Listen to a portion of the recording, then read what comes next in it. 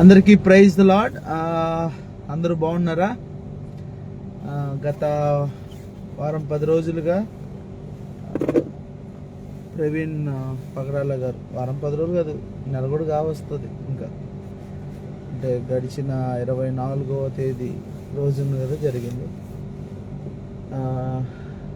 ఈ నెల రోజుల్లో మనము 1% అన్న న్యాయాన్ని చవి చూసామా? చాలామంది చాలా సంఘాల నుండి ర్యాలీలు చేశారు, ఏదేదో చేశారు. బట్ ఒక్క దగ్గర కూడా మనము న్యాయాన్ని పొందుకోలేకపోయాం. ఇది ఒక్క ప్రవీణ్ పగడాల గారి కుటుంబానికి చెందింది అయితే కాదు. ఒక క్రైస్తవ్యంలో జీవిస్తున్న ప్రతి మానవుడికి ఇది ఒక మాయని మచ్చలాగా మిగిలిపోతూ ఉంది. దయచేసి ఈ మధ్యలో మీరందరూ కూడా ప్రార్థన చేస్తున్నారు, కానీ ఈ ప్రార్థన దేవుడు ఖచ్చితంగా వింటున్నాడు. ఎందుకంటే ఒకటి, ఆయన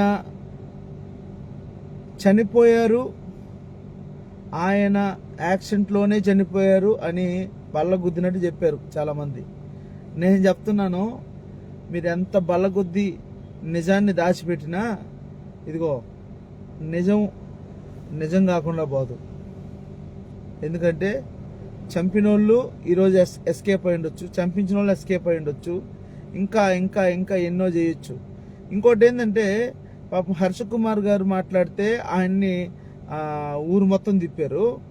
ఇంకా మన అజయ్ బాబు మాట్లాడితే లోపలేసి నోటుకు వచ్చినట్టు మాట్లాడారు. ఇంకా ఎంతో మందికి నోటీసులు పంపించారు. ఇప్పుడు కేఏ పాల్ మాట్లాడుతుంటే కేఏ పాల్ని కూడా ఏదో చేయాలని చూస్తున్నారు. నేను మీకు ఒకటే చెప్తా ఉన్నా, మీరు ఎంతమందిని మీరు అరెస్ట్ చేసినా, ఎంతమంది మీద కేసులు పెట్టినా, నేను ఒకటే చెప్తా ఉన్నాను, ఇది న్యాయ పోరాటం అనేది ఎప్పటికీ ఆగదు. మీరు నిజం చెప్పేసి ఎవరైతే ఇవి చేశారో వారి మీద నిర్భయంగా చెప్తే, నేను చెప్తా ఉన్నాను, దీని వెనకాల ఏ గవర్నమెంట్ ఉన్నా కూడా మరలా కూడా ఆ గవర్నమెంటే వస్తుంది నిజాన్ని ఒప్పుకుంటే. ఎందుకంటే మేమందరం మీరు నిజాయితీగా మాకు న్యాయం చేశారని మీ పక్షాన్ని మేము నిలబడతాం.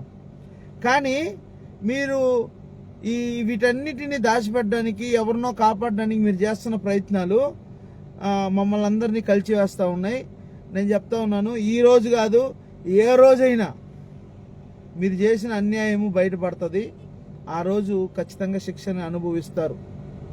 ఇది మాత్రం ఖచ్చితంగా చెప్తా ఉన్నాను. అసలు ఆమె ఎవరో నోటుకొచ్చినట్టు మాట్లాడుతూ ఉంది, ఆయన ఎవరో నోటుకొచ్చినట్టు మాట్లాడుతూ ఉన్నాడు. వీళ్ళందరూ రాధా మనోహర్ దాస్ అయితే ఏకంగా బైబిల్ మీద, యేసుప్రభు పటాల మీద ఏదేదో చేయమంటున్నాడు. ఇవన్నీ చూస్తూ ఉంటే వాళ్ళని మాత్రం ఒక్క రోజు అరెస్ట్ చేసినట్టు కూడా మాకు ఎవరికి కనపడలా. మా క్రైస్తవుల్ని మాత్రం, ఎందుకంటే వాళ్ళు ఏదైనా చేస్తే ఇదేనా మీ దేవుడు నేర్పించింది, వాళ్ళు ఏదైనా మాట్లాడితే ఇదేనా దేవుడు మీకు నేర్పించిందని మీరు కించపరుస్తూ ఉన్నారు. చాలా తప్పు అండి, మీరు చేసేది చాలా తప్పు. గవర్నమెంట్ అనేది ఇరుపక్షాల వారికి సరి సమానంగా ఉండాలి. ఎవరిని రెచ్చగొట్టట్లా, నిజాన్ని మాట్లాడుతున్నారు, నిజమే మాట్లాడుతున్నారు. మీరు దాన్ని పక్కన పెట్టి ఎవడైతే నిజం మాట్లాడుతున్నాడో వాడిని అరెస్ట్ చేస్తున్నారు. ఇది ఎంతవరకు న్యాయం? ఇది చూస్తూ ఉన్నారు కదా అని చెప్పి చాలా మంది అయితే దీని గురించి మాట్లాడితే ఎక్కడ కేసు పెడతారో, ఎక్కడ ఇది అవుతారు. ఎందుకండి మీరు ఎందుకు పెద్ద సేవకులు, చాలా మంది పెద్ద సేవకులు ఉన్నారు, వాళ్ళు ఎందుకు నిలబడట్లేదు? మిమ్మల్ని ఎందుకు జనాలు అంతగా ఆరాధిస్తున్నారు? ఆరాధించిన వారిని ఎందుకు మీరు పట్టించుకోవట్లేదు? ఈరోజు ఇన్ని గొంతుకలు బాధపడతా, నిరసనలు తెలియజేస్తా ఉంటే మీరు కనీసం బయటికి రాలేదే. పైగా ఆడెవడో జాన్ పాల్ అంటాడు, ఇది నిజంగా మద్యం తాగి. ఏంటండి ఇది? మీరు నోటుకొచ్చినట్టు మాట్లాడడానిక మీకు ఈ యూట్యూబ్లో ఎంతమంది ఫాలోవర్సు, ఇన్స్టాగ్రామ్లో ఎంతమంది ఫాలోవర్సు, ఫేస్బుక్లో ఎంతమంది ఫాలోవర్స్ ఉన్నారు? ఒక క్రైస్తవుడికి, ఒక క్రైస్తవ నాయకుడికి ఇబ్బంది జరిగితేనే మీరు ఎలా ఉన్నారంటే, రేపు నీ ఇంటి దాకా వస్తే నీ పరిస్థితి ఏంటి? అంటే ముందే భయపడుతున్నావు నిన్ను ఏదైనా చేస్తారని. నువ్వు బైబిల్ పట్టుకున్నప్పుడే ఒక మాట అక్కడ ఉంటుంది. అపోస్తలుడైన పౌలు అంటాడు, చచ్చినా బ్రతికినా నేను క్రీస్తు కొరకే అని నువ్వు అలా సిద్ధపడితేనే సేవకుడిగా రావాలి. అలా సిద్ధపడకపోతే నువ్వు సేవకుడిగా రావడానికి, సేవకుడిగా పనిచేయడానికి నీకు అర్హత లేదు. ఈరోజు నేను ఇంత బాధ ఎందుకు నాకు కలుగుతా ఉందంటే, ఎక్కడికి పోయినా, ఎక్కడ మాట్లాడినా, ఎక్కడ ఏం జరిగినా, ఇదిగో మీ పాస్టర్లు డబ్బులు దండుకుంటున్నారు, మీ పాస్టర్లు డబ్బుల కోసమే పని చేయలేక బైబిల్ పట్టుకుంటున్నారు. ఇలా దయచేసి చెప్తున్నాను మిత్రులారా, నన్ను తప్పుగా అనుకోవద్దు, ఆలోచించండి. ఇది ఒక్క ప్రవీణ్ పగడాల గారికే కాదు జరిగింది, యావత్ భారతదేశంలో ఉన్నటువంటి క్రైస్తవులందరికీ కూడా ఇది నీ ఇంట్లోనే జరిగింది, నీకే జరిగింది. ఇకనైనా నువ్వు బయటికి రావాలి, ఇకనైనా నిలబడాలి, న్యాయం కోసం పోరాటం చేయాలి, న్యాయం కోసమే పోరాటం చేయాలి. మనం ఎవడి మీద వ్యక్తిగత దోషంలో మనకొద్దు. నా బాధ అంతా ప్రతి క్రైస్తవుడి మీదే. చాలా మంది స్వచ్ఛందంగా బయటకు వస్తున్నాను, కానీ ఇంతమంది రావడం కాదు ప్రాముఖ్యం.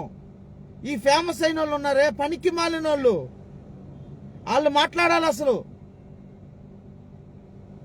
వాళ్ళు నిలబడాలి. ఎందుకు నిలబడలేదంటే వాళ్ళ మీద కేసులు అయితే అమెరికాలకి, విదేశాలకు వెళ్ళడానికి ఇబ్బంది, వాళ్ళకి వీసాలు రావాల్సిన ఫండ్స్ ఆగిపోతాయి, గవర్నమెంట్తో చేసుకున్న ఒప్పందాలు ఎన్నో ఉంటాయి వాళ్ళకి.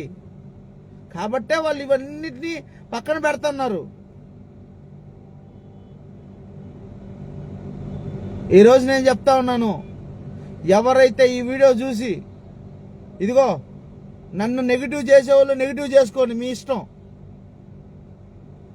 నేను ఒకటే చెప్తా ఉన్నా, ఎంతవరకు దీన్ని మీరు చేయాలనుకుంటున్నారో అంతవరకు మా పోరాటం ఆగదు.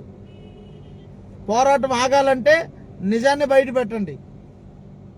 ఒకే ఒక్క మాట నేను చెప్తున్నాను. అసలు ప్రవీణ్ పగడాల గారు యాక్సిడెంట్లో మరణిస్తే పొద్దున్నే లేచి అక్కడ ఎవరో వచ్చి చూశారు కదా, కనీసం రోడ్డు మీద ఆ బండి జారిన ఇది కూడా కనపడదు.